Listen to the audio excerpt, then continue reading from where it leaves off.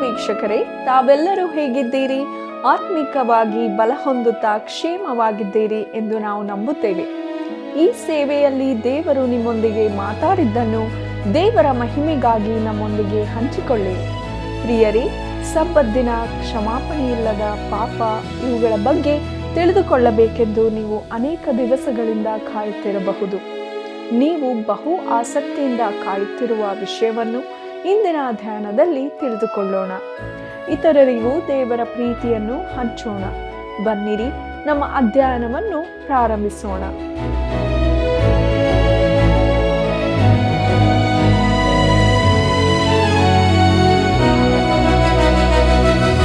ಬಹುಧನಕ್ಕಿಂತಲೂ ಒಳ್ಳೆಯ ಹೆಸರು ಉತ್ತಮ, ಬೆಳ್ಳಿ ಬಂಗಾರಕ್ಕಿಂತಲೂ ಸತ್ಕೀರ್ತಿಯು ಅಮೂಲ್ಯ. ಜ್ಞಾನೋಕ್ತಿಗಳು 22:1.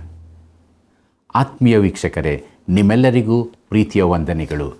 ಪ್ರಿಯರೇ, ಮತ್ತಾಯನು ಬರೆದ ಸುವಾರ್ತೆಯ 12ನೇ ಅಧ್ಯಾಯದ ಧ್ಯಾನವನ್ನು ನಾವು ಪ್ರಾರಂಭಿಸೋಣ.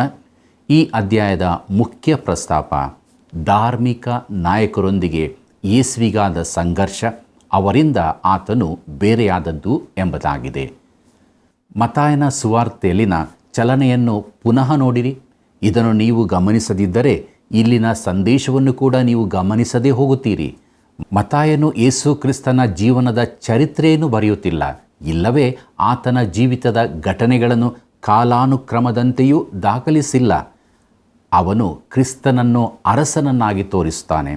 ಆತನು ಅರಸನಾಗಿ ಹುಟ್ಟಿದನು, ರಾಜ್ಯದ ನೀತಿ ನಿಯಮಗಳನ್ನು ಪರ್ವತ ಪ್ರಸಂಗದಲ್ಲಿ ಕೊಟ್ಟನು, ತಾನು ನಡೆಸಿದ ಮಹತ್ಕಾರ್ಯಗಳ ಮೂಲಕ ತನಗೆ ಅರಸನಾಗಿ ಆಳುವ ಅಧಿಕಾರ ಉಂಟೆಂಬುದನ್ನು ತೋರಿಸಿದನು. ಬಳಿಕ ತನ್ನ ಅಪೋಸ್ತಲರನ್ನು ಕಳುಹಿಸಿಕೊಟ್ಟನು. ಅದಕ್ಕೆ ಸಿಕ್ಕಿದ ಫಲವೆಂದರೆ ತಿರಸ್ಕಾರ. ಆಗ ರಾಜನು ಆ ಊರುಗಳ ಮೇಲೆ ದಂಡನೆಯನ್ನು ತಿಳಿಸಿದನು. ಈಗ ಯೇಸುವಿಗೂ ಆ ದಿನಗಳಲ್ಲಿನ ಧಾರ್ಮಿಕ ಮುಖಂಡರಾದ ಫರಿಸಾಯರಿಗೂ ನಡುವೆ ತಿಕ್ಕಾಟ ಉಂಟಾಗುವುದನ್ನು ನೋಡುತ್ತೇವೆ. ಮುಂದಕ್ಕೆ ಯೇಸು ತಾನು ಸಬ್ಬತ್ತಿಗೆ ಒಡೆಯನೆಂದು ಹೇಳಿಕೊಂಡದ್ದು ಎಂಬ ವಿಚಾರವನ್ನು ನೋಡೋಣ. ಮತ್ತಾಯನು ಬರೆದ ಸುವಾರ್ತೆ 12ನೇ ಅಧ್ಯಾಯ 1 ಗಮನಿಸಿರಿ. ಆ ಕಾಲದಲ್ಲಿ ಯೇಸು ಸಬ್ಬತ್ ದಿನದಲ್ಲಿ ಪೈರಿನ ಹೊಲಗಳನ್ನು ಹಾದು ಹೋಗುತ್ತಿರುವಾಗ ಆತನ ಶಿಷ್ಯರು ಹಸಿದು ತೆನೆಗಳನ್ನು ಮುರುಕೊಂಡು ತಿನ್ನುತ್ತಿದ್ದರು ಎಂಬುದಾಗಿ. ಪ್ರಿಯರೇ, ಈ ಭಾಗದಲ್ಲಿ ಯೇಸು ತಾನು ಸಬ್ಬತ್ತಿಗೆ ಒಡೆಯನೆಂಬುದನ್ನು ಸ್ಥಾಪಿಸುವುದನ್ನು ನೋಡುತ್ತೇವೆ. ಆದರೆ ನಾವು ಸಬ್ಬತ್ತಿನ ಕುರಿತ ಚರ್ಚೆಯಲ್ಲಿ ತೊಡಗುವ ಮುನ್ನ ಇದು ಇಂದಿನ ತನಕವೂ ನಡೆಯುತ್ತಿರುವ ಚರ್ಚೆ. ಯೇಸುವಿನ ಶಿಷ್ಯರು ತೆನೆಗಳನ್ನು ಮುರುಕೊಂಡು ತಿನ್ನುವುದರ ಕಾರಣವನ್ನು ತಿಳಿಯೋಣ. ಅವರು ಯಾಕೆ ಹಾಗೆ ಮಾಡಿದರು? ಅವರಿಗೆ ಹಸಿವೆಯಾಗಿತ್ತು. ಅವರಿಗೆ ಯಾಕೆ ಹಸಿವೆಯಾಗಿತ್ತು? ಯಾಕಂದರೆ ಅವರು ಯೇಸುವನ್ನು ಹಿಂಬಾಲಿಸುತ್ತಿದ್ದರು. ಯೇಸು ತನ್ನ ಹಿಂದೆ ಬರಬೇಕೆಂದಿದ್ದ ಯವನಸ್ಥನಿಗೆ ನರಿಗಳಿಗೆ ಗುದ್ದುಗಳಿವೆ, ಆಕಾಶದಲ್ಲಿ ಹಾರಾಡುವ ಹಕ್ಕಿಗಳಿಗೆ ಗೂಡುಗಳಿವೆ, ಆದರೆ ಮನುಷ್ಯಕುಮಾರನಿಗೆ ತಲೆ ಇಡುವಷ್ಟು ಸ್ಥಳವೂ ಇಲ್ಲ ಎಂದು ಹೇಳಿದ್ದನ್ನು ಜ್ಞಾಪಿಸಿಕೊಳ್ಳಿರಿ. ಮತ್ತಾಯನು ಬರೆದ ಸುವಾರ್ತೆ 8ನೇ ಅಧ್ಯಾಯ 20 ಗಮನಿಸಿ. ಪ್ರಿಯರೇ, ಈ ಸಮಯದಲ್ಲಿ ಅವರಿಗೆ ಹಸಿವೆಯಾಗಿತ್ತು. ಯೇಸು ಈ ಲೋಕದಲ್ಲಿರುವಾಗ ಅನುಭವಿಸಿದ ಬಡತನದ ಇನ್ನೊಂದು ಚಿತ್ರ ಇದಾಗಿದೆ. ಯೇಸು ತನ್ನ ಶಿಷ್ಯರ ನಡತೆಯನ್ನು ಸರಿಯೆಂದು ವಾದಿಸ್ತಾನೆ. ಇದರಿಂದಾಗಿ ಆತನು ಧಾರ್ಮಿಕ ಅಧಿಕಾರಿಗಳಿಂದ ದೂರವಾಗಬೇಕಾಯಿತು. ಮುಂದಕ್ಕೆ ನೋಡಿರಿ, ಮತ್ತಾಯನು ಬರೆದ ಸುವಾರ್ತೆ 12ನೇ ಅಧ್ಯಾಯ 2 ಫರಿಸಾಯರು ಅದನ್ನು ಕಂಡು, ನೋಡು, ನಿನ್ನ ಶಿಷ್ಯರು ಸಬ್ಬತ್ ದಿನದಲ್ಲಿ ಮಾಡಬಾರದ ಕೆಲಸವನ್ನು ಮಾಡುತ್ತಾರೆ ಎಂದು ಆತನಿಗೆ ಹೇಳಿದರು ಎಂಬುದಾಗಿ. ಫರಿಸಾಯರು ಯೇಸುವಿಗೆ, ನೀನು ಅವರನ್ನು ಯಾಕೆ ಬಿಡುತ್ತೀ ಎಂದು ಕೇಳಿದರು. ಮತ್ತಾಯನು ಬರೆದ ಸುವಾರ್ತೆ 12ನೇ ಅಧ್ಯಾಯ 3 ಗಮನಿಸಿರಿ. ಆತನು ಅವರಿಗೆ, ದಾವೀದನು ತಾನು ತನ್ನ ಸಂಗಡ ಇದ್ದವರು ಹಸಿದಾಗ ಏನು ಮಾಡಿದನೆಂಬುದನ್ನು ನೀವು ಓದಲಿಲ್ಲವೋ ಎಂಬುದಾಗಿ. ಈ ಘಟನೆಯ ವಿವರವನ್ನು 1ನೇ ಸಮುವೇಲನ ಪುಸ್ತಕ 21ನೇ ಅಧ್ಯಾಯ ಮೊದಲಿನ 6 ನೋಡುತ್ತೇವೆ. ಸೌಲನು ಅರಸನಾಗಿದ್ದಾಗ ದಾವೀದನು ತಿರಸ್ಕರಿಸಲ್ಪಟ್ಟ ಕಾಲದಲ್ಲಿ ನಡೆದ ಘಟನೆ ಇದು. ಅದೇ ರೀತಿ ಕರ್ತನಾದ ಯೇಸುವಿನ ರಾಜ್ಯತ್ವವು ತಿರಸ್ಕರಿಸಲ್ಪಟ್ಟಿದೆ. ಆತನು ಮೆಸ್ಸಿಯನೆಂಬುದಾಗಿಯೂ ಸ್ವೀಕರಿಸಲ್ಪಟ್ಟಿಲ್ಲ. ಈಗ ಆತನು ಸಬ್ಬತ್ ನಿಯಮವೇನಿದ್ದರೂ ತನ್ನವರನ್ನು ಕುರಿತು ಚಿಂತಿಸುತ್ತಾನೆ. ಅದೇ ರೀತಿ ದಾವೀದನು ತನ್ನ ಜನರು ಮೋಶೆಯ ಧರ್ಮಶಾಸ್ತ್ರ ನಿಯಮವನ್ನು ಮೀರಿದರೂ ಅವರನ್ನು ರಕ್ಷಿಸುತ್ತಾನೆ. ಮುಂದಕ್ಕೆ ನೋಡೋಣ. ಮತ್ತಾಯನ ಬರೆದ ಸುವಾರ್ತೆ 12ನೇ ಅಧ್ಯಾಯ 4 ಮತ್ತು 5ನೇ ವಚನವನ್ನು. ಅವನು ದೇವರ ಮಂದಿರದೊಳಕ್ಕೆ ಹೋಗಿ ಯಾಜಕರು ಮಾತ್ರವೇ ಹೊರತು ತಾನಾಗಲಿ ತನ್ನ ಸಂಗಡ ಇದ್ದವರಾಗಲಿ ತಿನ್ನಬಾರದಾಗಿದ್ದ ನೈವೇದ್ಯ ರೊಟ್ಟಿಗಳನ್ನು ತಿಂದನಲ್ಲವೇ? ಇದಲ್ಲದೆ ಸಬ್ಬತ್ ದಿನದಲ್ಲಿ ಯಾಜಕರು ದೇವಾಲಯದಲ್ಲಿ ಸಬ್ಬತ್ ದಿನವನ್ನು ಮಿಕ್ಕಾದ ದಿನಗಳಂತೆ ಮಾಡಿದ್ದಾಗ್ಯೂ ಅವರು ತಪ್ಪಿಗೆ ಗುರಿಯಾಗುವುದಿಲ್ಲ. ಇದನ್ನು ನೀವು ಧರ್ಮಶಾಸ್ತ್ರದಲ್ಲಿ ಓದಲಿಲ್ಲವೋ ಎಂಬುದಾಗಿ. ಪ್ರಿಯರೇ, ಯಾಜಕರು ಸಬ್ಬತ್ ದಿನದಲ್ಲಿಯೂ ಕೆಲಸ ಮಾಡುತ್ತಿದ್ದರು. ಮುಂದಕ್ಕೆ ನೋಡೋಣ. ಮತ್ತಾಯನ ಬರೆದ ಸುವಾರ್ತೆ 12ನೇ ಅಧ್ಯಾಯ 6ನೇ ವಚನವನ್ನು. ಆದರೆ ಇಲ್ಲಿ ದೇವಾಲಯಕ್ಕಿಂತ ಹೆಚ್ಚಿನವನು ಇದ್ದಾನೆಂದು ನಿಮಗೆ ಹೇಳುತ್ತೇನೆ ಎಂಬುದಾಗಿ. ಅವರ ಧಾರ್ಮಿಕ ಜೀವನದ ಪರಿಶುದ್ಧ ಸ್ಥಳವಾದ ದೇವಾಲಯಕ್ಕಿಂತಲೂ ತಾನು ಹೆಚ್ಚಿನವನೆಂದು ಯೇಸು ಹೇಳುತ್ತಿದ್ದಾನೆ. ಫರಿಸಾಯರ ದೃಷ್ಟಿಯಲ್ಲಿ ಇದು ದೇವದೂಷಣೆಯಾಗಿತ್ತು. ಆತನು ಸಬ್ಬತ್ ನಿಯಮವನ್ನು ಮುರಿದದ್ದು ಮಾತ್ರವಲ್ಲದೆ ದೇವದೂಷಣೆಯನ್ನೂ ಮಾಡಿದ್ದಾನೆ ಎಂಬುದಾಗಿ ಅವರು ತಪ್ಪು ಹೊರಿಸಿದರು. ಮತ್ತಾಯನ ಬರೆದ ಸುವಾರ್ತೆ 12ನೇ ಅಧ್ಯಾಯ 7ನೇ ವಚನವನ್ನು ಗಮನಿಸಿರಿ. ನನಗೆ ಯಜ್ಞವೂ ಬೇಡ, ಕರುಣೆಯೇ ಬೇಕು ಎಂಬುದರ ಅರ್ಥವನ್ನು ನೀವು ತಿಳಿದಿದ್ದರೆ ನಿರಪರಾಧಿಗಳನ್ನು ಅಪರಾಧಿಗಳೆಂದು ತೀರ್ಪು ಮಾಡುತ್ತಿದ್ದಿಲ್ಲ ಎಂಬುದಾಗಿ. ಪ್ರಿಯರೇ, ನನಗೆ ಯಜ್ಞವೂ ಬೇಡ, ಕರುಣೆಯೇ ಬೇಕು ಎಂಬ ಮಾತು ಓಶೇಯನ ಪ್ರವಾದನೆ ಗ್ರಂಥ 6ನೇ ಅಧ್ಯಾಯ 6ನೇ ವಚನದಲ್ಲಿದೆ. ತನ್ನ ಶಿಷ್ಯರು ಸಬ್ಬತ್ತನ್ನು ಮುರಿಯಲಿಲ್ಲವೆಂದು ಯೇಸು ಹೇಳಿ ಅವರನ್ನು ಕಾಯುತ್ತಾನೆ. ಮತ್ತಾಯನ ಬರೆದ ಸುವಾರ್ತೆ 12ನೇ ಅಧ್ಯಾಯ 8ನೇ ವಚನವನ್ನು ಗಮನಿಸಿ. ಮನುಷ್ಯಕುಮಾರನು ಸಬ್ಬತ್ ದಿನಕ್ಕೆ ಒಡೆಯನಾಗಿದ್ದಾನೆ ಎಂದು ಹೇಳಿದನು ಎಂಬುದಾಗಿ. ನನ್ನನ್ನು ನಂಬಿರಿ, ತಾನು ಸಬ್ಬತ್ತಿಗೆ ಒಡೆಯನಾಗಿದ್ದೇನೆಂದು ಹೇಳುವ ಮೂಲಕ ಆತನು ಅವರ ಅತೀ ವಿಶೇಷವಾದ ಆಚರಣೆಗೆ ಕೈ ಹಾಕಿದಂತಾಯಿತು. ಫರಿಸಾಯರ ದೃಷ್ಟಿಯಲ್ಲಿ ಇದಕ್ಕಿಂತ ಹೆಚ್ಚಿನ ದೂಷಣೆಯ ಮಾತು ಇರಲಿಲ್ಲ ಮತ್ತು ಇದರಿಂದಾಗಿ ಅವರ ಮನಸ್ಸಿನಲ್ಲಿ ಆತನ ಕುರಿತಾಗಿ ಕಹಿಭಾವವು ದ್ವೇಷವು ಹುಟ್ಟಿಕೊಂಡಿತು. ಈ ಘಟನೆ ನಡೆದ ಸ್ಥಳವನ್ನು ಬಿಟ್ಟು ಆತನು ಸಭಾಮಂದಿರದೊಳಕ್ಕೆ ಹೋಗುತ್ತಾನೆ. ಆದರೆ ಅಲ್ಲಿಯೂ ಇದೇ ಸಬ್ಬತ್ತಿನ ಪ್ರಶ್ನೆ ಎದುರಾಗುತ್ತದೆ. ಮತ್ತಾಯನ ಬರೆದ ಸುವಾರ್ತೆ 12ನೇ ಅಧ್ಯಾಯ 9ನೇ ವಚನವನ್ನು ಗಮನಿಸಿರಿ. ಆತನು ಅಲ್ಲಿಂದ ಹೊರಟು ಸಭಾಮಂದಿರಕ್ಕೆ ಹೋದಾಗ ಎಂಬುದಾಗಿ. ಪ್ರಿಯರೇ, ಆಂಗ್ಲ ಭಾಷೆಯಲ್ಲಿ ಅವರ ಸಭಾಮಂದಿರ ಎಂದು ಬರೆದದೆ. ಆತನು ದೇವಾಲಯದ ಕುರಿತಾಗಿಯೂ ಇದೇ ರೀತಿಯಾಗಿ ಹೇಳಿದ್ದನು. ಮೊದಲಿಗೆ ಅದು ದೇವರ ಆಲಯವಾಗಿತ್ತು. ಕಡೆಯಲ್ಲಿ ಆತನು ನಿಮ್ಮ ಆಲಯವು ಹಾಳಾಗಿದೆ ಎಂದು ಹೇಳುತ್ತಾನೆ.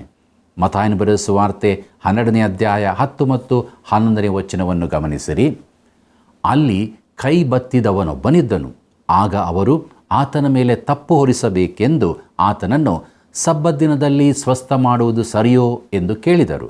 ಅದಕ್ಕಾತನು, ನಿಮ್ಮಲ್ಲಿ ಯಾರಿಗಾದರೂ ಒಂದೇ ಒಂದು ಕುರಿಯಿದ್ದು ಅದು ಸಬ್ಬತ್ ದಿನದಲ್ಲಿ ಕುಣಿಯೊಳಕ್ಕೆ ಬಿದ್ದರೆ ಅವನು ಅದನ್ನು ಹಿಡಿದು ಮೇಲಕ್ಕೆ ತೆಗೆಯದೇ ಇರುವನೇ ಎಂಬುದಾಗಿ. ಪ್ರಿಯ ವೀಕ್ಷಕರೇ, ಈ ಕೈ ಬತ್ತಿದವನನ್ನು ಅಲ್ಲಿಗೆ ಬೇಕೆಂದೇ ಕರೆತಂದಿದ್ದರೋ? ಇದರ ಮೂಲಕ ಫರಿಸಾಯರು ಯೇಸುವನ್ನು ಪರೀಕ್ಷಿಸಬೇಕೆಂದಿದ್ದರೋ? ಹಾಗಿದ್ದರೆ ಆತನ ವೈರಿಗಳು 2 ಸಂಗತಿಗಳನ್ನು ಒಪ್ಪಿಕೊಂಡಂತಾಯಿತು. ಮೊದಲನೆಯದು, ರೋಗಗಳನ್ನು ಗುಣಪಡಿಸುವ ಶಕ್ತಿ ಆತನಿಗಿತ್ತೆಂದು ಒಪ್ಪಿಕೊಂಡಂತಾಯಿತು. ನಾವು ನೋಡುವಂತೆ ಯೇಸುವಿನ ರೋಗ ಗುಣಪಡಿಸುವ ಶಕ್ತಿಯನ್ನು ಫರಿಸಾಯರು ಎಂದೂ ಪ್ರಶ್ನಿಸಲಿಲ್ಲ. ಆತನಲ್ಲಿ ರೋಗ ಗುಣಪಡಿಸುವ ಶಕ್ತಿ ಇತ್ತೆಂಬುದನ್ನು ಫರಿಸಾಯರು ಒಪ್ಪಿಕೊಂಡಿದ್ದರು. ಆದ್ದರಿಂದಲೇ ಈ ಕೈ ಬತ್ತಿ ಹೋದವನನ್ನು ಅಲ್ಲಿ ಇರಿಸಿದ್ದರು. ಎರಡನೇದಾಗಿ, ಆ ಸಹಾಯಕ ವ್ಯಕ್ತಿಯೊಬ್ಬನನ್ನು ಯೇಸುವಿನ ಬಳಿಗೆ ಕರೆತಂದಾಗ ಯೇಸು ಕನಿಕರಪಟ್ಟು ಸಬ್ಬತ್ ದಿನವಾದರೂ ಅವನನ್ನು ಗುಣಪಡಿಸುವನೆಂಬುದನ್ನು ಒಪ್ಪಿಕೊಂಡಂತಾಯಿತು. ಸಬ್ಬತ್ ದಿನದಲ್ಲಿ ಸ್ವಸ್ಥ ಮಾಡುವುದು ಸರಿಯೋ ಎಂಬ ಪ್ರಶ್ನೆ ಯೇಸುವಿನ ಮೇಲೆ ತಪ್ಪು ಹೊರಿಸಲಿಕ್ಕಾಗಿ ಕೇಳಿದ್ದಾಗಿತ್ತು. ಆದರೆ ಯೇಸು ಅವರನ್ನೇ ಮಾತಿನಲ್ಲಿ ಸಿಕ್ಕಿಸಿದನು. ಸಬ್ಬತ್ ದಿನದಲ್ಲಿ ಕುಣಿಯೊಳಗೆ ಬಿದ್ದ ಕುರಿಯನ್ನು ಮೇಲಕ್ಕೆ ತೆಗೆಯುವುದನ್ನು ಅವರು ಒಪ್ಪಿಕೊಳ್ಳುತ್ತಿದ್ದರು. ಮೋಶೆಯ ಧರ್ಮಶಾಸ್ತ್ರದಲ್ಲಿ ಅದಕ್ಕೆ ತಕ್ಕ ಸಮ್ಮತಿಯೂ ಇತ್ತು. ಮುಂದಕ್ಕೆ ನೋಡೋಣ. ಮತ್ತಾಯನ ಬರೆದ ಸುವಾರ್ತೆ 12ನೇ ಅಧ್ಯಾಯ 12ನೇ ವಚನವನ್ನು. ಕುರಿಗಿಂತ ಮನುಷ್ಯನು ಎಷ್ಟೋ ಹೆಚ್ಚು, ಆದ ಕಾರಣ ಸಬ್ಬತ್ ದಿನದಲ್ಲಿ ಒಳ್ಳೆಯ ಕೆಲಸ ಮಾಡುವುದು ತಕ್ಕದ್ದೇ ಸರಿ ಎಂದು ಉತ್ತರ ಕೊಟ್ಟು ಎಂಬುದಾಗಿ. ಇದು ಇಡೀ ಘಟನೆಯ ಮುಖ್ಯಾಂಶವಾಗಿದೆ. ಸಬ್ಬತ್ ದಿನದಲ್ಲಿ ಆತನು ಒಳ್ಳೆಯದನ್ನು ಮಾಡಬಹುದೋ? ಆದರೆ ಅವರ ಉತ್ತರಕ್ಕಾಗಿ ಆತನು ಕಾಯಲಿಲ್ಲ. ಮತ್ತಾಯನ ಬರೆದ ಸುವಾರ್ತೆ 12ನೇ ಅಧ್ಯಾಯ 13ನೇ ವಚನವನ್ನು ನೋಡಿರಿ. ಆ ಮನುಷ್ಯನಿಗೆ ನಿನ್ನ ಕೈ ಚಾಚು ಎಂದು ಹೇಳಿದನು. ಅವನು ಚಾಚಿದನು, ಅದು ಸಂಪೂರ್ಣ ವಾಸಿಯಾಗಿ ಮತ್ತೊಂದರ ಹಾಗಾಯಿತು ಎಂಬುದೇ. ಪ್ರಿಯರೇ, ಯೇಸು ಆ ಮನುಷ್ಯನನ್ನು ಸಬ್ಬತ್ ದಿನದಲ್ಲಿ ಗುಣಪಡಿಸಿದನು. ಆತನು ಧರ್ಮಶಾಸ್ತ್ರವನ್ನು ಮೀರಿದನೋ? ನಿಮ್ಮ ಉತ್ತರವೇನು? ನನ್ನ ಉತ್ತರವೇನೆಂದರೆ ಆತನು ಧರ್ಮಶಾಸ್ತ್ರವನ್ನು ಮೀರಲಿಲ್ಲ ಎಂಬುದೇ. ಮುಂದಕ್ಕೆ ಫರಿಸಾಯರು ಯೇಸುವನ್ನು ಕೊಲ್ಲಲು ಸಂಚು ಮಾಡಿದ್ದು ಎಂಬ ವಿಚಾರವನ್ನು ನೋಡೋಣ. ಪ್ರಿಯರೇ, ಈ ಸಂಗತಿಯಿಂದಾಗಿ ಯೇಸುವಿಗೂ ಧಾರ್ಮಿಕ ನಾಯಕರಿಗೂ ನಡುವೆ ಭೇದ ಉಂಟಾಯಿತು. ಆತನನ್ನು ಹೇಗಾದರೂ ಮಾಡಿ ಮುಗಿಸಿ ಬಿಡಬೇಕೆಂದು ಆಲೋಚಿಸಿದರು. ಮತ್ತಾಯನ ಬರೆದ ಸುವಾರ್ತೆ 12ನೇ ಅಧ್ಯಾಯ 14ನೇ ವಚನವನ್ನು ಗಮನಿಸಿರಿ. ಆದರೆ ಫರಿಸಾಯರು ಹೊರಕ್ಕೆ ಹೋಗಿ ಇವನನ್ನು ಯಾವ ಉಪಾಯದಿಂದ ಕೊಲ್ಲೋಣ ಎಂದು ಆತನಿಗೆ ವಿರುದ್ಧವಾಗಿ ಆಲೋಚನೆ ಮಾಡಿಕೊಂಡರು ಎಂಬುದೇ. ಈ ಸಮಯದ ತನಕ ಫರಿಸಾಯರು ಆತನೊಂದಿಗೆ ಒಳ್ಳೆಯ ಸಂಬಂಧದಲ್ಲಿದ್ದರು. ಅವರು ಆತನೊಂದಿಗೆ ಹೋಗಲು ಒಪ್ಪಿಕೊಂಡವರಾಗಿದ್ದರು. ಆದರೆ ಕರ್ತನು ಅವರ ಮಾತಿನಂತೆ ನಡೆಯಲು ಒಪ್ಪಿಕೊಳ್ಳಲಿಲ್ಲ. ಆಗ ಅವರು ಆತನಿಗೆ ವೈರಿಗಳಾದರು. ವಿವಾದವು ಸಬ್ಬತ್ ದಿನದ ಕುರಿತಾಗಿ ಇದ್ದು ಈಗ ವಿವಾದವು ಬಹಿರಂಗವಾಗಿಯೇ ಪ್ರಕಟವಾಯಿತು. ಇಲ್ಲಿಂದ ಮುಂದಕ್ಕೆ ಆತನನ್ನು ಕ್ರೂಜೆಗೆ ಹಾಕಿ ಕೈ ತೊಳಕೊಳ್ಳುವವರೆಗೆ ಅವರ ಈ ದ್ವೇಷ ಅಡಗಲಿಲ್ಲ. ಆತನನ್ನು ಕೊಲ್ಲಿಸಲು ಸಂಚು ನಡೆಸಿದರು. ಈಗಲೇ ಆತನನ್ನು ಬಂಧಿಸಬೇಕೆಂದಿದ್ದರೂ ಜನರ ಗುಂಪಿಗೆ ಹೆದರಿ ಹಾಗೆ ಮಾಡಲಿಲ್ಲ. ಮುಂದಕ್ಕೆ ನೋಡಿರಿ. ಮತ್ತಾಯನ ಬರೆದ ಸುವಾರ್ತೆ 12ನೇ ಅಧ್ಯಾಯ 15ನೇ ವಚನವನ್ನು. ಯೇಸು ಅದನ್ನು ತಿಳಿದು ಅಲ್ಲಿಂದ ಹೊರಟು ಹೋದನು ಎಂಬುದೇ. ಯೇಸುವಿನ ಸಮಯ ಇನ್ನೂ ಬಾರದ್ದರಿಂದ ಫರಿಸಾಯರ ಈ ಸಂಚನ್ನು ತಿಳಿದ ಯೇಸು ಅಲ್ಲಿಂದ ಹೊರಟು ಹೋದನು. ಸಮಯ ಬಾರದೆ ಅವರು ಆತನನ್ನು ಏನೂ ಮಾಡಲು ಸಾಧ್ಯವಿರಲಿಲ್ಲ. ಯೇಸು ಗುಂಪಿನಲ್ಲಿ ಕೆಲವರನ್ನು ಮಾತ್ರ ಗುಣಪಡಿಸದೆ ಎಲ್ಲರನ್ನೂ ಗುಣಪಡಿಸಿದನೆಂಬ ಸತ್ಯವನ್ನು ನಾವು ಗಮನಿಸತಕ್ಕದ್ದು. ಆ ದಿನಗಳಲ್ಲಿ ಇದರಿಂದ ಜನರ ಮೇಲಾದ ಪರಿಣಾಮವನ್ನು ನಾವು ಊಹಿಸಲು ಸಾಧ್ಯವಿಲ್ಲ ಪ್ರಿಯರೇ. ಅದು ನಿಜವಾಗಿ ಅತ್ಯಾಶ್ಚರ್ಯಕರವಾಗಿತ್ತು. ಅದರಿಂದಾಗಿ ಅವರು ಸುಮ್ಮನಿರಲಾರದಾಯಿತು. ಒಂದೋ ಆತನನ್ನು ಸ್ವೀಕರಿಸಬೇಕಿತ್ತು, ಇಲ್ಲವೇ ತಿರಸ್ಕರಿಸಬೇಕಿತ್ತು. ಮತ್ತಾಯನ ಬರೆದ ಸುವಾರ್ತೆ 12ನೇ ಅಧ್ಯಾಯ 16ನೇ ವಚನವನ್ನು ಗಮನಿಸಿರಿ. ಅನೇಕರು ಆತನ ಹಿಂದೆ ಹೋದರು. ಆತನು ಅವರೆಲ್ಲರನ್ನೂ ಸ್ವಸ್ಥ ಮಾಡಿದನು. ತಾನು ಇಂಥವನೆಂಬುದಾಗಿ ಯಾರಿಗೂ ಪ್ರಕಟಿಸಬಾರದೆಂದು ಅವರಿಗೆ ಖಂಡಿತವಾಗಿ ಹೇಳಿದನು ಎಂಬುದೇ. ಯೇಸು ಈ ಲೋಕಕ್ಕೆ ಒಬ್ಬ ಮಹತ್ಕಾರ್ಯಗಳನ್ನು ಮಾಡುವವನಾಗಿ ಬರಲಿಲ್ಲ. ಆತನು ಮೆಸ್ಸಿಯನಾಗಿ ಬಂದನು. ಆತನನ್ನು ಜನರು ತಿರಸ್ಕರಿಸಿದಾಗ ಆತನು ಲೋಕರಕ್ಷಕನಾಗುವಂತೆ ಕ್ರೂಜೆಯ ಕಡೆಗೆ ಸಾಗುತ್ತಾ ಹೋದನು. ಆತನ ಅದ್ಭುತ ಕಾರ್ಯಗಳಿಂದಾಗಿ ಜನರು ಗುಂಪಾಗಿ ಆತನ ಮೇಲೆ ಒತ್ತುತ್ತಾ ಬಂದದರಿಂದ ಆತನಿಗೆ ತನಗೆ ಬೇಕಾದಂತೆ ಸೇವೆ ಮಾಡುವುದು ಕಷ್ಟವಾಯಿತು. ಮುಂದಕ್ಕೆ ನೋಡೋಣ. ಮತ್ತಾಯನ ಬರೆದ ಸುವಾರ್ತೆ 12ನೇ ಅಧ್ಯಾಯ 17ನೇ ವಚನದಿಂದ 20ನೇ ವಚನದವರೆಗೆ. ಹೀಗೆ ಯೆಶಾಯನೆಂಬ ಪ್ರವಾದಿಯ ಮುಖಾಂತರ ಹೇಳಿಸಿರುವ ಮಾತು ನೆರವೇರಿತು. ಅದೇನೆಂದರೆ, ಈಗೋ ನನ್ನ ಸೇವಕನು, ಈತನನ್ನು ನಾನು ಆರಿಸಿಕೊಂಡೆನು, ಈತನು ನನಗೆ ಇಷ್ಟನು, ನನ್ನ ಪ್ರಾಣಪ್ರಿಯನು, ಈತನಲ್ಲಿ ನನ್ನ ಆತ್ಮವನ್ನು ಇರಿಸುವೆನು. ಈತನು ಅನ್ಯಜನಗಳಿಗೂ ನ್ಯಾಯವಿಧಿಯನ್ನು ಸಾರುವನು. ಈತನು ಜಗಳವಾಡುವುದಿಲ್ಲ, ಕೂಗಾಡುವುದಿಲ್ಲ. ಬೀದಿಗಳಲ್ಲಿ ಈತನ ಧ್ವನಿಯು ಯಾರಿಗೂ ಕೇಳಿಸುವುದಿಲ್ಲ. ಜಜ್ಜಿದ ದಂಟನ್ನು ಮುರಿದು ಹಾಕದೆಯೂ ಆರಿ ಹೋಗುತ್ತಿರುವ ದೀಪವನ್ನು ನಂದಿಸದೆಯೂ ನ್ಯಾಯವನ್ನು ದಿಗ್ವಿಜಯಕ್ಕಾಗಿ ಕಳುಹಿಸಿಕೊಡುವನು ಎಂಬುದೇ. ಪ್ರಿಯರೇ, ಜಜ್ಜಿದ ದಂಟನ್ನು ಮುರಿದು ಹಾಕನು, ಬದಲಾಗಿ ಅದನ್ನು ತಿರುಗಿ ಕಟ್ಟುವನು. ಅದಕ್ಕೆ ನಾವು ಬಿಟ್ಟು ಕೊಡಬೇಕು. ಆರಿ ಹೋಗುತ್ತಿರುವ ದೀಪವನ್ನು ನಂದಿಸನು. ಆದರೆ ಆ ಆರಿ ಹೋಗುತ್ತಿರುವ ದೀಪವು ಆತನನ್ನು ತಿರಸ್ಕರಿಸುತ್ತಲೇ ಹೋದರೆ ಆರುತ್ತಿರುವ ದೀಪವು ನ್ಯಾಯತೀರಿಕೆಯ ಬೆಂಕಿಯಾಗಿ ಪ್ರಜ್ವಲಿಸುತ್ತದೆ. ಕರ್ತನು ಅದನ್ನು ನಂದಿಸುವುದಿಲ್ಲ, ಯಾಕಂದರೆ ಮನುಷ್ಯನಿಗೆ ಆಯ್ಕೆಯ ಸ್ವಾತಂತ್ರ್ಯವಿರುತ್ತದೆ. ಮುಂದಕ್ಕೆ ನೋಡಿರಿ. ಮತ್ತಾಯನ ಬರೆದ ಸುವಾರ್ತೆ 12ನೇ ಅಧ್ಯಾಯ 21ನೇ ವಚನ. ಅನ್ಯ ಜನರು ಈತನ ಹೆಸರನ್ನು ಕೇಳಿ ನಿರೀಕ್ಷೆಯಿಂದಿರುವರು ಎಂಬುದಾಗಿ. ಪ್ರಿಯ ಸ್ನೇಹಿತರೆ, ಈ ದಿನಗಳಲ್ಲಿ ಎಲ್ಲವೂ ಸಾಮಾನ್ಯ ಪ್ರವಾದನೆಯ ನೆರವೇರಿಕೆಯ ಕಡೆಗೆ ಮಾತ್ರವಲ್ಲದೆ ಅನ್ಯ ಜನರ ಕುರಿತಾದ ಪ್ರವಾದನೆಯ ನೆರವೇರಿಕೆಯ ಕಡೆಗೂ ಸನ್ನಿವೇಶಗಳು ಮುಂದುವರಿಯುತ್ತಾ ಇವೆ. ಅವರೂ ರಕ್ಷಿಸಲ್ಪಡಬೇಕಾಗಿದೆ. ಅಪೊಸ್ತಲ ಕೃತ್ಯ ಪುಸ್ತಕದಲ್ಲಿ ದೇವರು ಪೌಲನನ್ನು ಅನ್ಯ ಜನರಿಗೆ ಸುವಾರ್ತೆ ಸಾರುವುದಕ್ಕಾಗಿ ನೇಮಿಸಿದ್ದನ್ನು ನೋಡುತ್ತೇವೆ. ಮುಂದಕ್ಕೆ ನಾವು ಕ್ಷಮಾಪಣೆ ಇಲ್ಲದ ಪಾಪ ಎಂಬ ವಿಚಾರವನ್ನು ನೋಡೋಣ. ಮತ್ತಾಯನ ಬರೆದ ಸುವಾರ್ತೆ 12ನೇ ಅಧ್ಯಾಯ 22 ಮತ್ತು 23ನೇ ವಚನವನ್ನು ನೋಡಿರಿ. ದೆವ್ವ ಹಿಡಿದು ಕುರುಡನೂ ಮೂಕನೂ ಆಗಿರುವ ಒಬ್ಬನನ್ನು ಆತನ ಬಳಿಗೆ ಕರೆತಂದರು. ಆತನು ಅವನನ್ನು ಸ್ವಸ್ಥ ಮಾಡಲು ಆ ಮೂಕನಿಗೆ ಬಾಯಿ ಕಣ್ಣು ಎರಡೂ ಬಂದವು. ಅದಕ್ಕೆ ಜನರೆಲ್ಲರೂ ಬೆರಗಾಗಿ ಈತನು ದಾವೀದ ಕುಮಾರನೇನೋ ಎಂದು ಮಾತಾಡುತ್ತಿದ್ದರು ಎಂಬುದಾಗಿ. ಅಂದರೆ ಈತನೇ ನಮ್ಮ ಮೆಸ್ಸಿಯನು. ಆತನ ಅಧಿಕಾರಕ್ಕೆ ಗುರುತುಗಳಿವೆ. ಇದು ಆತನು ಮಾಡಿದ ಒಂದು ಅದ್ಭುತವಾದ ಮಹತ್ ಕಾರ್ಯವಾಗಿತ್ತು. ಸತ್ತು ಹೋದವನನ್ನು ಬದುಕಿಸುವಷ್ಟೇ ಮಹತ್ವದ್ದು. ಯೇಸು ಮಾಡಿದ ಮಹತ್ ಕಾರ್ಯ ಅಂದರೆ ರೋಗ ಸ್ವಸ್ಥ ಮಾಡುವ ಮತ್ತು ದೆವ್ವಗಳಿಂದ ಬಿಡಿಸುವ ಮಹತ್ ಕಾರ್ಯಗಳಿಂದಾಗಿ ಜನರಿಗೆ ಈತನೇ ದಾವೀದ ಕುಮಾರನು, ಬರಬೇಕಾದ ಮೆಸ್ಸಿಯನೆಂಬುದು ಖಚಿತವಾಯಿತು.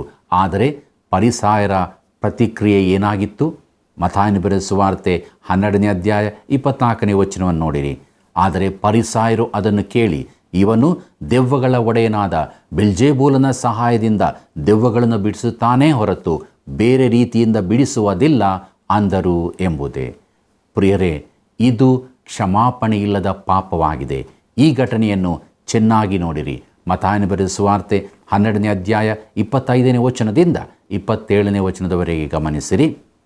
ಆತನು ಅವರ ಆಲೋಚನೆಗಳನ್ನು ತಿಳುಕೊಂಡು ಅವರಿಗೆ ಹೇಳಿದ್ದೇನೆಂದರೆ, ಯಾವ ರಾಜ್ಯವಾದರೂ ತನ್ನಲ್ಲಿ ಭೇದ ಹುಟ್ಟಿದರೆ ಹಾಳಾಗುವುದು. ತನ್ನಲ್ಲಿ ಭೇದ ಹುಟ್ಟಿದ ಯಾವ ಪಟ್ಟಣವಾದರೂ ಮನೆಯಾದರೂ ನಿಲ್ಲದು. ಅದರಂತೆ ಸೈತಾನನು ಸೈತಾನನನ್ನು ಹೊರಡಿಸಿದರೆ ತನ್ನಲ್ಲಿ ಭೇದ ಹುಟ್ಟಿಸಿಕೊಂಡ ಹಾಗಾಯಿತು. ಹಾಗಾದರೆ ಅವನ ರಾಜ್ಯವು ಹೇಗೆ ಉಳಿದೀತು? ನಾನು ಬೆಲ್ಜೆಬೂಲನ ಬಲದಿಂದ ದೆವ್ವಗಳನ್ನು ಬಿಡಿಸುವುದಾದರೆ ನಿಮ್ಮವರು ಯಾರ ಬಲದಿಂದ ಬಿಡಿಸುತ್ತಾರೆ? ಆದ್ದರಿಂದಲೇ ಅವರೇ ನಿಮಗೆ ನ್ಯಾಯ ತೀರಿಸುವರಾಗುವರು ಎಂಬುದಾಗಿ. ಪ್ರಿಯರೇ, ತಮ್ಮ ಜನರು ಬೆಲ್ಜೆಬೂಲನ ಸಹಾಯದಿಂದ ದೆವ್ವಗಳನ್ನು ಬಿಡಿಸುತ್ತಾರೆಂದು ಅವರು ಎಂದಿಗೂ ಹೇಳಲಾರರು. ಮುಂದಕ್ಕೆ ನೋಡೋಣ. ಮತ್ತಾಯನ ಬರೆದ ಸುವಾರ್ತೆ 12ನೇ ಅಧ್ಯಾಯ 28ನೇ ವಚನವನ್ನು. ನಾನು ದೇವರ ಆತ್ಮನ ಬಲದಿಂದಲೇ ದೆವ್ವಗಳನ್ನು ಬಿಡಿಸುವುದಾದರೆ ದೇವರ ರಾಜ್ಯವು ನಿಮ್ಮ ಹತ್ತಿರಕ್ಕೆ ಬಂತಲ್ಲ ಎಂಬುದೇ. ದೇವರ ರಾಜ್ಯವು ಮೆಸ್ಸಿಯನ ರೂಪದಲ್ಲಿ ಅವರ ಹತ್ತಿರಕ್ಕೆ ಬಂದಿದೆ. ಕ್ರಿಸ್ತನು ಹೇಳುತ್ತಿದ್ದಾನೆ, ನಾನು ಬಂದಿದ್ದೇನೆ, ದೆವ್ವಗಳನ್ನು ಬಿಡಿಸುವುದಕ್ಕೆ ನನಗಿರುವ ಶಕ್ತಿಯೇ ನನ್ನ ಅಧಿಕಾರದ ಗುರುತುಗಳಾಗಿವೆ ಎಂದು.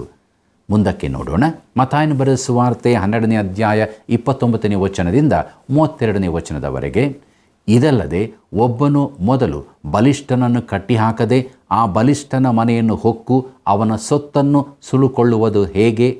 ಕಟ್ಟಿಹಾಕಿದ ಮೇಲೆ ಅವನ ಮನೆಯನ್ನು ಸುಳುಕೊಂಡಾನು. ನನ್ನ ಪಕ್ಷ ಹಿಡಿಯದವನು ನನಗೆ ವಿರೋಧಿ, ನನ್ನ ಜೊತೆಯಲ್ಲಿ ಒಟ್ಟುಗೂಡಿಸದವನು ಚದರಿಸುವನಾಗುತ್ತಾನೆ. ಆದ ಕಾರಣ ನಿಮಗೆ ಹೇಳುತ್ತೇನೆ, ಮನುಷ್ಯರು ಮಾಡುವ ಪ್ರತಿಯೊಂದು ಪಾಪಕ್ಕೂ ದೂಷಣೆಗೂ ಕ್ಷಮಾಪಣೆ ಉಂಟಾಗುವುದು, ಆದರೆ ಪವಿತ್ರಾತ್ಮ ದೂಷಣೆಗೆ ಕ್ಷಮಾಪಣೆ ಇಲ್ಲ. ಯಾವನಾದರೂ ಮನುಷ್ಯಕುಮಾರನಿಗೆ ವಿರೋಧವಾಗಿ ಮಾತಾಡಿದರೆ ಅದು ಅವನಿಗೆ ಕ್ಷಮಿಸಲ್ಪಡುವುದು. ಪವಿತ್ರಾತ್ಮನಿಗೆ ವಿರೋಧವಾಗಿ ಮಾತಾಡಿದರೆ ಅವನಿಗೆ ಇಹದಲ್ಲಾಗಲಿ ಪರದಲ್ಲಾಗಲಿ ಕ್ಷಮಿಸಲ್ಪಡುವುದಿಲ್ಲ ಎಂಬುದಾಗಿ. ಪ್ರಿಯರೇ, ಯೇಸು ಎಲ್ಲ ಪಾಪಗಳಿಗಾಗಿ ಮರಣ ಹೊಂದಿರುವುದರಿಂದ ದೇವರು ಇಂದು ಕ್ಷಮಿಸದಂತಹ ಪಾಪವು ನಿನ್ನೆ ಕೂಡ ಇರಲಿಲ್ಲ. ನನ್ನ ಸ್ನೇಹಿತನೇ, ಕರ್ತನು ಕ್ಷಮಿಸಲಾರದ ಯಾವ ಪಾಪವೂ ಇರುವುದಿಲ್ಲ. ಯಾಕಂದರೆ ಆತನು ನಮ್ಮ ಎಲ್ಲ ಪಾಪಗಳಿಗಾಗಿ ಪ್ರಾಣ ಕೊಟ್ಟಿದ್ದಾನೆ. ಕ್ರಿಸ್ತನ ರಕ್ಷಣೆಯನ್ನು ಜನರ ಹೃದಯದಲ್ಲಿ ನಿಜವನ್ನಾಗಿ ಮಾಡುವುದಕ್ಕಾಗಿ ಪರಿಶುದ್ಧಾತ್ಮನು ಈ ಲೋಕಕ್ಕೆ ಬಂದನು. ದೇವರು ನಿನ್ನ ಸಂಗಡ ಮಾತನಾಡುವಾಗ ನೀನು ದೇವರಾತ್ಮನ ಕಾರ್ಯವನ್ನು ಎದುರಿಸುವುದಾದರೆ ನಿನಗೆ ಕ್ಷಮಾಪಣೆ ಎಂದಿಗೂ ಇಲ್ಲ. ಯಾಕಂದರೆ ಪವಿತ್ರಾತ್ಮನಿಂದ ನಿನಗೆ ನಿಜವೆಂದು ತಿಳಿಸಲ್ಪಟ್ಟ ರಕ್ಷಣೆಯನ್ನು ನೀನು ತಿರಸ್ಕರಿಸಿದ್ದಿ. ನಿನ್ನನ್ನು ಹೊಸದಾಗಿ ಸೃಷ್ಟಿಸುವ ಕಾರ್ಯ ದೇವರಾತ್ಮನದು. ಪ್ರಿಯ ವೀಕ್ಷಕರೇ, ಪವಿತ್ರಾತ್ಮನನ್ನು ವಿರೋಧಿಸುವುದಾದರೆ ಕ್ಷಮಾಪಣೆ ಇಲ್ಲ. ಯಾಕಂದರೆ ಪವಿತ್ರಾತ್ಮನೇ ಕ್ಷಮಾಪಣೆಯನ್ನುಂಟು ಮಾಡುವವನು. ಮುಂದಕ್ಕೆ ನೋಡೋಣ. ಮತ್ತಾಯನ ಬರೆದ ಸುವಾರ್ತೆ 12ನೇ ಅಧ್ಯಾಯ 34ನೇ ವಚನವನ್ನು. ಸರ್ಪ ಜಾತಿಯವರೇ, ನೀವು ಕೆಟ್ಟವರಾಗಿರಲಾಗಿ ಒಳ್ಳೆಯ ಮಾತುಗಳನ್ನಾಡುವುದಕ್ಕೆ ನಿಮ್ಮಿಂದ ಹೇಗಾದೀತು? ಹೃದಯದಲ್ಲಿ ತುಂಬಿರುವುದೇ ಬಾಯಲ್ಲಿ ಹೊರಡುವುದು ಎಂಬುದಾಗಿ. ಪ್ರಿಯರೇ, ಸರ್ಪ ಜಾತಿಯವರೇ ಎಂಬುದಾಗಿ ನೋಡುವಾಗ ಸ್ಥಾನಿಕನಾದ ಯೋಹಾನನು ಕೂಡ ಇವರನ್ನು ಇದೇ ರೀತಿಯಾಗಿ ಕರೆದದ್ದನ್ನು ನೀವು ಜ್ಞಾಪಿಸಿಕೊಳ್ಳಬಹುದು. ಮತ್ತಾಯನ ಬರೆದ ಸುವಾರ್ತೆ 12ನೇ ಅಧ್ಯಾಯ 35ನೇ ವಚನವನ್ನು ಗಮನಿಸಿರಿ. ಒಳ್ಳೆಯವನು ತನ್ನ ಒಳ್ಳೆಯ ಬೊಕ್ಕಸದೊಳಗಿಂದ ಒಳ್ಳೆಯ ವಸ್ತುಗಳನ್ನು ತೆಗೆಯುತ್ತಾನೆ, ಕೆಟ್ಟವನು ಕೆಟ್ಟ ಬೊಕ್ಕಸದೊಳಗಿಂದ ಕೆಟ್ಟ ವಸ್ತುಗಳನ್ನು ತೆಗೆಯುತ್ತಾನೆ ಎಂಬುದಾಗಿ. ಪ್ರಿಯರೇ, ಹೃದಯದ ಬಾಯಿಯಲ್ಲಿರುವಂಥದ್ದೇ ಬಾಯಿಯ ಬಕೆಟಿನಿಂದ ಹೊರಬರುತ್ತದೆ ಎಂಬ ಒಂದು ಮಾತಿದೆ. ಯೇಸು ಧಾರ್ಮಿಕ ನಾಯಕರನ್ನು ಖಂಡಿಸಿದ ರೀತಿಯಿಂದ ಆತನು ಅವರನ್ನು ತಿರಸ್ಕರಿಸಿದನೆಂದು ಕಂಡುಬರುತ್ತದೆ. ಅವರು ಕ್ಷಮಾಪಣೆ ಇಲ್ಲದ ಪಾಪವನ್ನು ಮಾಡಿದ್ದಾರೋ? ಈ ವೈರಿಗಳೊಂದಿಗಾದ ಬೇರ್ಪಡಿಸುವಿಕೆ ಶಾಶ್ವತವಾದದ್ದಾಗಿದ್ದು ಅದು ಎಂದಿಗೂ ಸರಿಪಡಿಸಲಾಗಲಿಲ್ಲ. ಮುಂದಕ್ಕೆ ನೋಡೋಣ. ಮತ್ತಾಯನ ಬರೆದ ಸುವಾರ್ತೆ 12ನೇ ಅಧ್ಯಾಯ 36ನೇ ವಚನವನ್ನು. ಇದಲ್ಲದೆ ನಾನು ನಿಮಗೆ ಹೇಳುವುದೇನೆಂದರೆ, ಮನುಷ್ಯರು ಸುಮ್ಮನೆ ಆಡುವ ಪ್ರತಿಯೊಂದು ಮಾತಿನ ವಿಷಯವಾಗಿ ನ್ಯಾಯ ವಿಚಾರಣೆ ದಿನದಲ್ಲಿ ಉತ್ತರ ಕೊಡಬೇಕು ಎಂಬುದಾಗಿ. ಸುಮ್ಮನೆ ಆಡುವ ಮಾತು ಅಂದರೆ ದೂಷಣೆಯ ಮಾತುಗಳು. ಮತ್ತಾಯನ ಬರೆದ ಸುವಾರ್ತೆ 12ನೇ ಅಧ್ಯಾಯ 37ನೇ ವಚನ ನೋಡಿರಿ. ನಿನ್ನ ಮಾತುಗಳಿಂದಲೇ ನೀತಿವಂತನೆಂದು ತೀರ್ಪು ಹೊಂದುವಿ, ನಿನ್ನ ಮಾತುಗಳಿಂದಲೇ ಅಪರಾಧಿ ಎಂದು ತೀರ್ಪು ಹೊಂದುವಿ ಅಂದನು ಎಂಬುದಾಗಿ. ಪ್ರಿಯರೇ, ನಾವು ನಮ್ಮನ್ನು ದೇವರ ವಾಕ್ಯದ ಬೆಳಕಿನಲ್ಲಿ ಪರೀಕ್ಷಿಸಿಕೊಳ್ಳೋಣ. ಮುಂದಕ್ಕೆ ಫರಿಸಾಯ ಶಾಸ್ತ್ರಿಗಳು ಸೂಚಕ ಕಾರ್ಯವನ್ನು ಅಪೇಕ್ಷಿಸಿದ್ದು ಎಂಬ ವಿಚಾರವನ್ನು ನೋಡೋಣ. ಮತ್ತಾಯನ ಬರೆದ ಸುವಾರ್ತೆ 12ನೇ ಅಧ್ಯಾಯ 38ನೇ ವಚನವನ್ನು ನೋಡಿರಿ.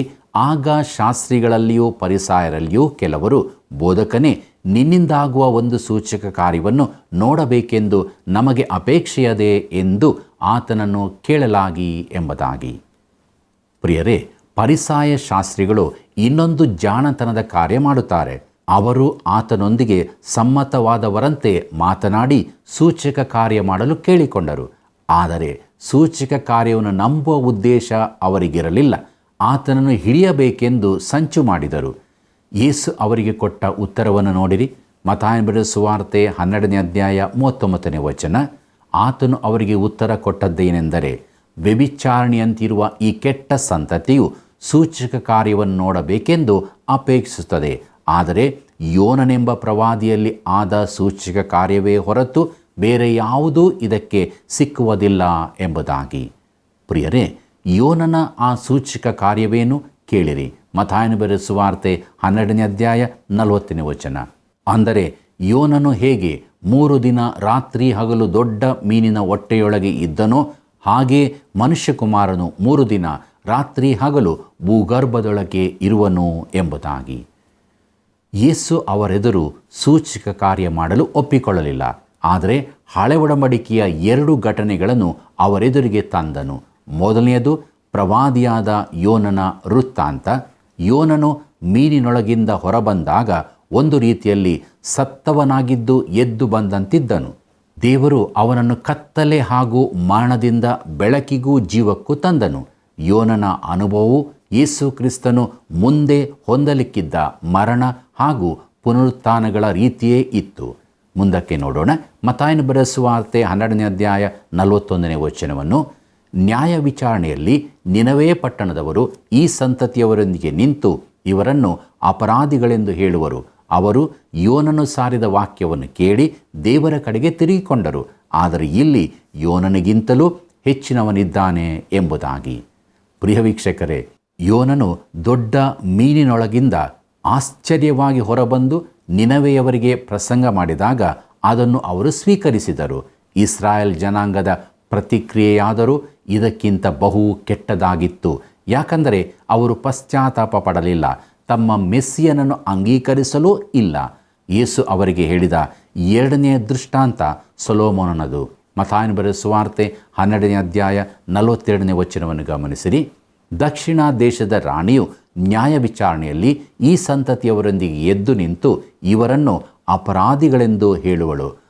ಆಕೆಯು ಸೊಲೊಮೋನನ ಜ್ಞಾನವನ್ನು ತಿಳುಕೊಳ್ಳುವುದಕ್ಕೆ ಭೂಮಿಯ ಕಟ್ಟ ಕಡೆಯಿಂದ ಬಂದಳು, ಆದರೆ ಇಲ್ಲಿ ಸೊಲೊಮೋನನಿಗಿಂತಲೂ ಹೆಚ್ಚಿನವನಿದ್ದಾನೆ ಎಂಬುದಾಗಿ. ಪ್ರಿಯರೇ, ಯೇಸು ಯೋನನಿಗಿಂತಲೂ ಸೊಲೊಮೋನನಿಗಿಂತಲೂ ಹೆಚ್ಚಿನವನಾಗಿದ್ದಾನೆ. ಶೆಬಾದ ರಾಣಿಯು ಸೊಲೊಮೋನನ ಕುರಿತಾಗಿ ಕೇಳಿ ಲೋಕದ ಕಟ್ಟ ಕಡೆಯಿಂದ ಅವನ ಜ್ಞಾನವಾಕ್ಯವನ್ನು ಕೇಳಲಿಕ್ಕಾಗಿ ಬಂದಳು. ಕರ್ತನಾದ ಯೇಸುವಾದರೂ ಪರಲೋಕದಿಂದ ಬಂದವನು, ಆದರೆ ಅವರು ಆತನ ಕಡೆಗೆ ತಿರುಗಿಕೊಳ್ಳಲಿಲ್ಲ. ಆತ್ಮೀಯ ವೀಕ್ಷಕರೇ, ದೇವರ ವಾಕ್ಯ ನಮ್ಮ ಸಂಗಡ ಮಾತನಾಡಿದೆ. ನಾವು ಕ್ರಿಸ್ತನ ಕಡೆಗೆ ತಿರುಗಿಕೊಂಡಿದ್ದೇವೆಯೋ? ಪರೀಕ್ಷಿಸಿಕೊಳ್ಳೋಣವ. ಆತನ ಬಳಿಗೆ ಬಂದವರಾಗಿ ಆತನಿಂದ ರಕ್ಷಣೆಯ ಸಂತೋಷವನ್ನು ಹೊಂದಿಕೊಳ್ಳೋಣ. ಪ್ರಾರ್ಥನೆ ಮಾಡೋಣ. ಕೃಪಾಳು ದೇವರೇ, ಇದ್ದಂಥ ಸ್ಥಿತಿಯಲ್ಲಿ ನಿನ್ನ ಪಾದ ಬಳಿಗೆ ಬಂದಿದ್ದೇವೆ. ನೀನು ನಮ್ಮನ್ನು ಕರೆದಿದ್ದಿ, ಅದು ರಕ್ಷಣೆಯ ಜೀವಿತವನ್ನು ಜೀವಿಸುವುದಕ್ಕಾಗಿ. ಆ ರಕ್ಷಣೆಯನ್ನು ಹೊಂದಿಕೊಂಡವರಾಗಿ ನಿತ್ಯ ನಿರಂತರವಾಗಿ ನಿನ್ನೊಂದಿಗೆ ಜೀವಿಸುವುದಕ್ಕೆ ಸಹಾಯ ಮಾಡು. ನಮ್ಮೆಲ್ಲ ವೀಕ್ಷಕ ಬಾಂಧವರನ್ನು ಹೆಸರಾಗಿ ಕರುಣಿಸು. ಅವರವರು ಇರುವಂಥ ಸ್ಥಳದಲ್ಲಿ ಅವರು ಪ್ರಾರ್ಥಿಸುವಾಗ ಸದುತ್ತರವನ್ನು ಕೊಡು. ಅವರ ಹೃದಯದ ಇಷ್ಟಾರ್ಥಗಳನ್ನು ಈಡೇರಿಸು. ಅವರ ಅಗತ್ಯತೆಗಳನ್ನು ಪೂರೈಸಿ ನೀನು ಮಾತ್ರ ಮಹಿಮೆ ಹೊಂದು. ಯೇಸುವಿನ ನಾಮದಲ್ಲಿ ಬೇಡಿದ್ದೇವೆ ತಂದೆಯೇ, ಆಮೆನ್.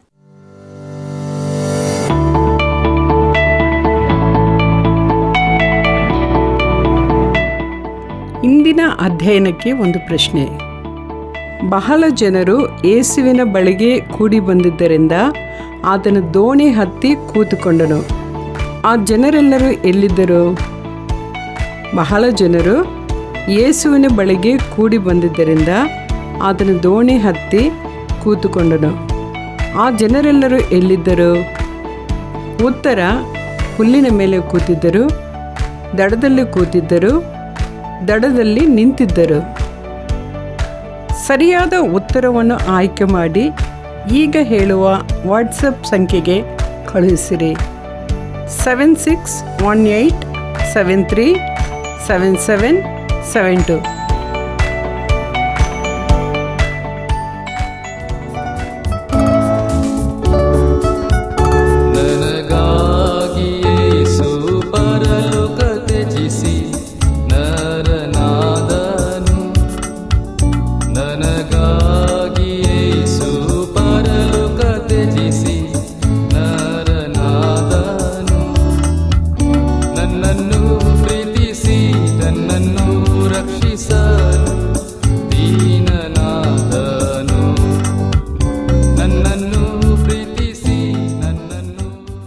ಪ್ರಿಯರೇ, ಈ ದಿನದ ಸತ್ಯವೇದ ಅಧ್ಯಯನ ಎಷ್ಟೊಂದು ಅರ್ಥಗರ್ಭಿತವಾಗಿತ್ತಲ್ಲವೇ? ಯೇಸುವನ್ನು ಸಿಕ್ಕಿ ಹಾಕಿಸಬೇಕೆಂದು ಫರಿಸಾಯರು ಸಬ್ಬತ್ ದಿನವನ್ನು ಉಪಯೋಗಿಸಿದರೂ ಕೂಡ ಸಬ್ಬತ್ ದಿನವು ಮನುಷ್ಯರಿಗೋಸ್ಕರ ನೇಮಕವಾದದ್ದು ಎಂದು ಸಬ್ಬತ್ ದಿನದ ಒಡೆಯನೇ ಹೇಳಿಸಿದ್ದನ್ನು ನೋಡಿದ್ದೆವು. ಸಬ್ಬತ್ ದಿನದಲ್ಲಿ ಒಳ್ಳೆಯ ಕೆಲಸ ಮಾಡುವುದು ಸರಿಯೇ? ಅದೇ ರೀತಿ ನಮಗೆ ದೇವರು ಅನುಗ್ರಹಿಸಿದ ಸಹಾಯಕನಾದ ಪರಿಶುದ್ಧ ಆತ್ಮನನ್ನು ನಾವು ತಿರಸ್ಕರಿಸುವಾಗ ಶಾಶ್ವತವಾದ ಪಾಪಕ್ಕೆ ಒಳಗಾಗುತ್ತೇವೆ. ಎಚ್ಚರವಾಗಿರೋಣ. ವೀಕ್ಷಕರೇ, ನೀವು ಕಲಿತಂತಹ ಒಂದೊಂದು ವಿಷಯಗಳನ್ನು ಕರೆ ಮಾಡಿ ನಮಗೆ ತಿಳಿಸಿ. ಸೇವೆಯನ್ನು ಬೆಂಬಲಿಸಿರಿ. ಮತ್ತೆ ಭೇಟಿಯಾಗೋಣ. ವಂದನೆಗಳು. ಈ ಕಾರ್ಯಕ್ರಮ ನಿಮಗೆ ಇಷ್ಟವಾಯಿತೆ? ಈಗಲೇ ಒಂದು ಮಿಸ್ಡ್ ಕಾಲ್ ಕೊಡಿರಿ. ಮುಂದಿನ ವಿಜೇತರು ನೀವಾಗಿರಬಹುದು.